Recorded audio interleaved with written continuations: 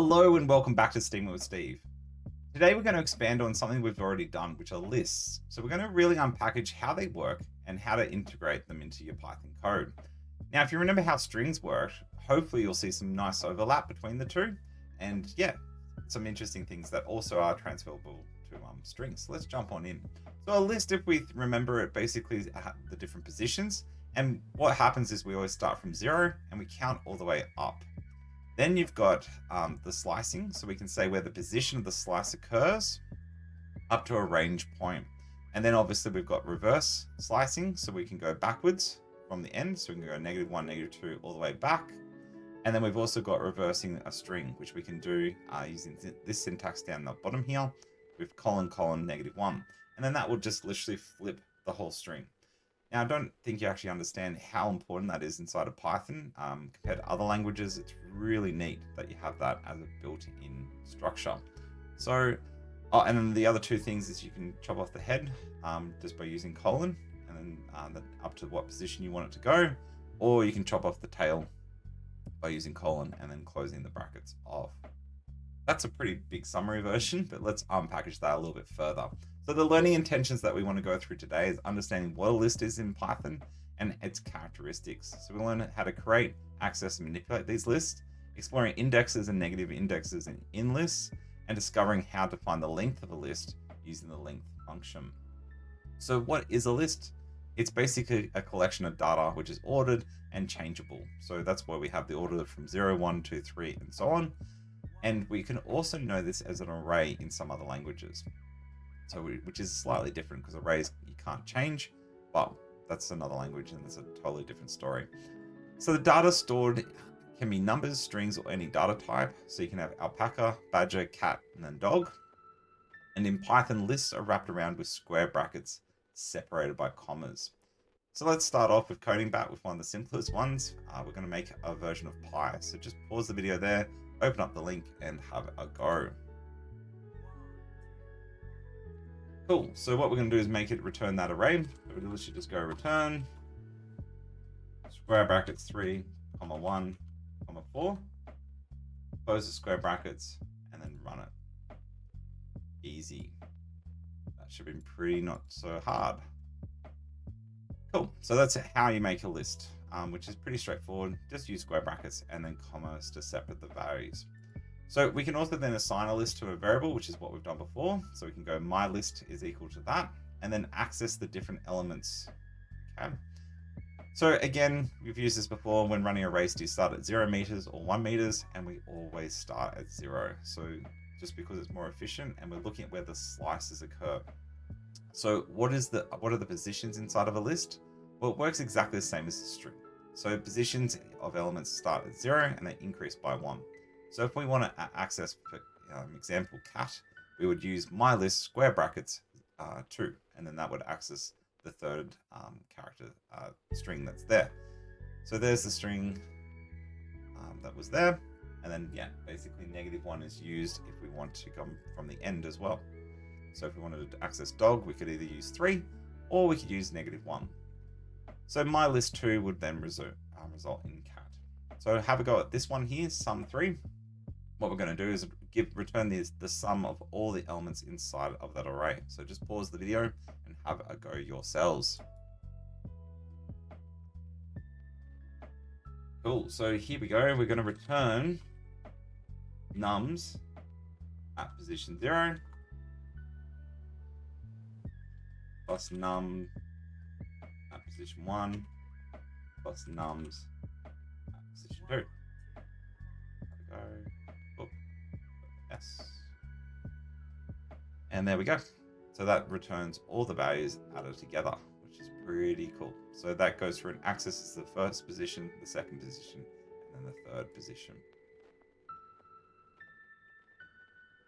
Pretty easy. So then the next one, we've got an array of length 2. Return true if it contains a 2 or a 3. So if there's a 2 or a 3 inside of it, return true. So just pause the video, have a go, see what you can do. So it has 23. Basically, we want to check if nums has 2 elements. We want to check if it equals a 2 or a 3. So we're going to return let's go nums at position 0 is in 2, 3. Let's see if this works. Or nums at position 1 is in 2, 3.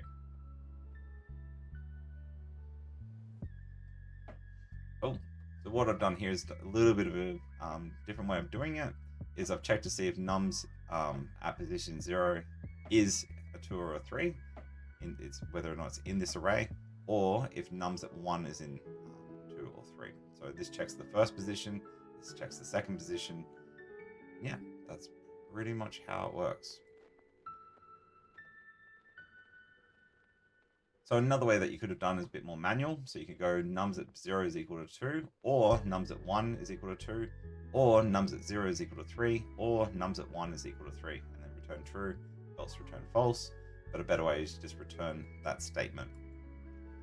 So returning the last list in an item, like I said, you could just use -1 at the end. So to get dog, we can literally just go my list at -1. So have a go at this one. Given an array of ints, return true if 6 appears as either the first or the last element in the array. The array will be linked 1 or more. And then, yeah, pretty much just go from that. So open that coding bat link and see how you go. So return true if 6 appears as either the first or the last element in the array. So we're going to return nums at 0 is equal to a 6, or nums at -1 is equal to 6. Let's see what happens. Cool. So what happens here is it checks the first position equals 6, and then it checks the last one, and returns true if that is the case. You could have also done this, but like I said, this is a bit of an older way. Wouldn't recommend it because it's a bit too more manual. Next one, return, we're going to have challenge 5. So we're going to check, given an array of length 3, return an array with the elements rotated left. So 1, 2, 3 becomes 2, 3, 1. So everything just shifts across 1 like a good old carousel. So let's open that link. Have a go. So because we know it's always going to be 3 long, we're going to go return nums at, we're going to make this new array. So we're going to put a square bracket, and then we're going to go nums at position 1, comma, nums at position 2, comma, nums at position 0. So what this does is it creates a new array. Then inside of that array, it's going to jam in those values that come from the original array that was injected into it. Cool. So next one. Yep. Given 2 arrays of length, 2 arrays of ints A and B, return true if they have the same first element or the same last element. Both arrays will be length 1 or more. So we want to check to see. Return true if they have the same first element or if they have the same last one. So just pause the video and have a go. So we're going to return if A at 0 is equal to B 0, or A at -1 is equal to B at -1. So what that does is it checks to see if the first are equal or if the last 2 are equal. Cool. You could have done it like this as well, with the return true and return false, but like I said, that's a lot easier to do it in one line as a return statement. Next one, given an array with ints length 3, return a new array with the elements in reverse order.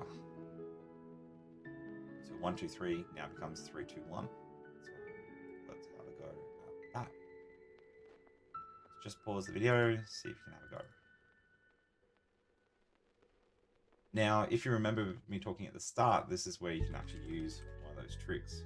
So if you go there, colon, -1,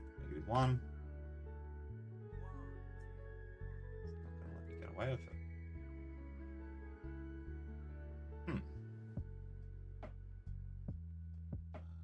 Let's just have a look.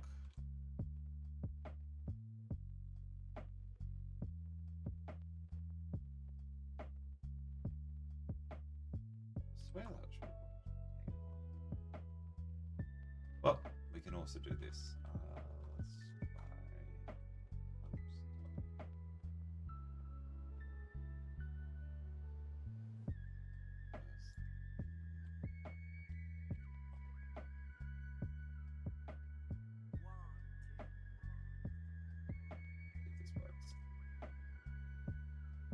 Didn't want to work. All right, let's go manual. Forget what I was talking about. So we'll go nums at the end.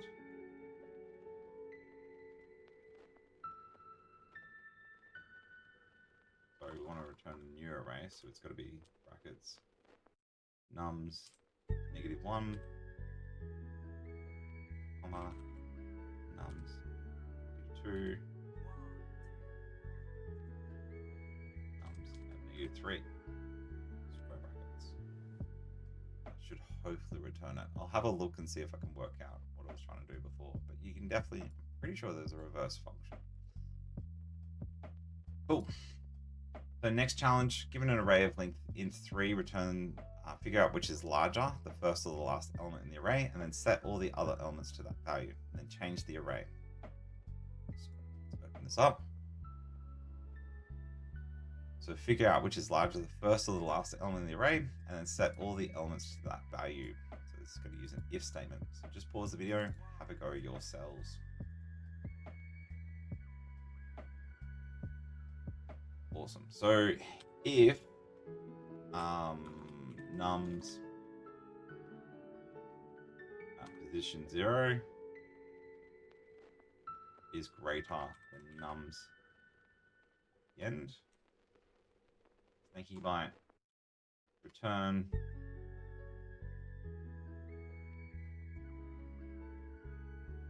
num0, comma num0, num0. Else, I'm going to be lazy here, copy paste job, 1, 1, 1. Cool, done.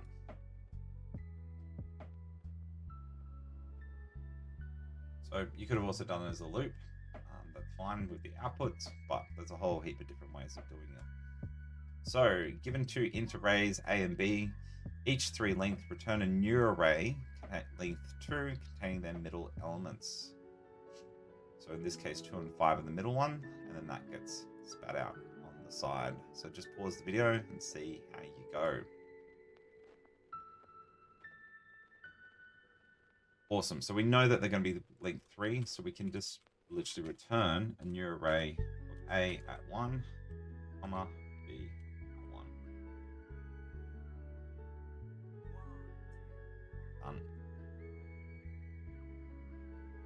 Cool. So A at the middle and then B at the middle as well. Next one, make ends. So we just want to literally jam in the ends of the array depending on the size of it. So let's go through. Return. This is very similar to the one that we just did. Nums at 0, comma nums at -1. What you should start seeing is sort of patterns inside these questions. Hopefully you're picking up on how they work. Cool. So the next bit, which is a little bit more challenged, is you want to find the length of an array. So the way that you do this is a little bit trickier. What you need to do is use the len function, which is actually not that tricky. So what you do is you do len and then put the list inside of it, and then it will tell you that there were 4 elements inside of it. So challenge number 11, we're going to check to see, given an array of ints, return true if the array is length 1 or more, or the first element and the last element are equal. So we've got this one. So first of all, we want to return true if the length of nums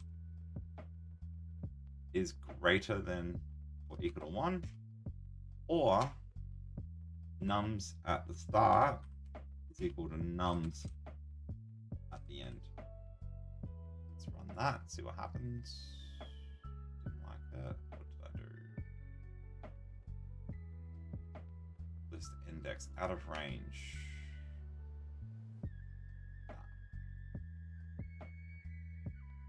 Probably got an empty list. So if length of num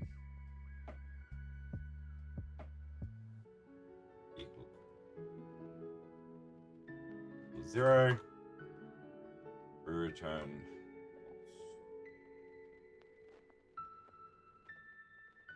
better. Okay, 1, 2, 3 didn't like it. I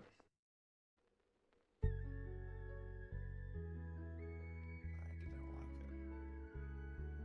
If the length and the first elements are equal, so that's my bad. So instead of or, need to use and. Cool. Great. So if length of nums is greater than or equal to 1 and nums at 0 is equal to nums at -1, return true, otherwise return false. So you could do it this way or the other way that I just showed, doesn't really matter. So basically that's just handling the error case when the length is not greater than 1, sorry.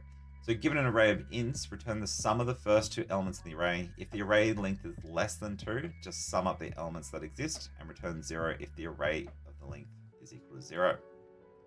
So in this case here, 1, 2, 3, you got a 3, 1 and 1 make 2, 1, 1, 1, 1 equals 1. So given the array, return the sum of the first 2 elements in the array. If the array is length is less than 2, just sum up the elements that exist.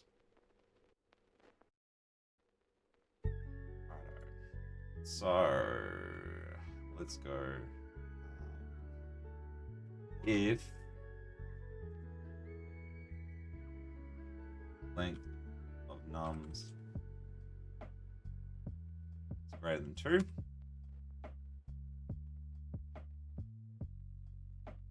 sorry, less than 2,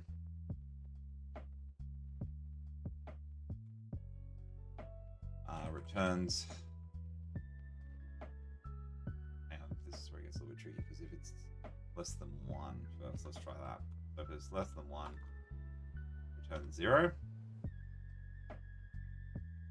Tell if the length of nums is less than 2.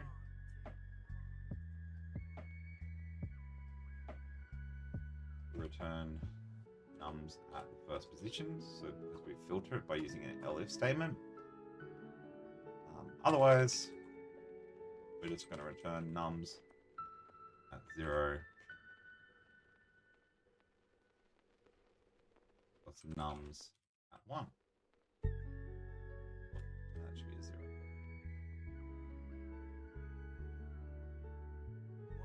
Cool. So this checks to see if it's less than 1, then it gives it a 0. Else if it's less than 2, it just returns the first element. Otherwise, it just returns the 2 numbers added together. So I did this a little bit different. So if nums is greater than or equal to 2, you could have done it that way, but pretty much the same effect. So some conclusion questions to think about here. Basically, you should be thinking, how would you explain Python lists to someone that's never coded before? Can you think of a real-world example where a list might be useful? And how do you think understanding these lists will help you in your coding career in the future? There's a really cool little Kahoot that I've put together, so have a go at that. And then there's also the additional resources at W3 Schools. So if you open this up, there's a whole heap of section that goes through lists and gives you some more detailed examples that you might want to play around with. So hopefully that's been enough. You've understood what happens inside of Python with lists. If you do have any questions, please put them in the comments down below. Coding Bat is awesome for this. The more you practice it, the better you do become. Please make sure that you're pausing the videos because that's where you get the real learning. So just remember the lists, the length of the list is what you can do by using len, and then you can also access the list positions by using those square brackets, and then the coordinates starting from 0, and then if you want to get the end, you can use -1. So that's it from me. Thank you for listening. Hope you've enjoyed that. And yeah, if you liked the video, make sure you give us a like and subscribe down below, as it does help with that YouTube algorithm and get the message out there that Python is quite easy to learn and you can do it for free online. So thanks again. See you next time on Steam It with Steve. Adios.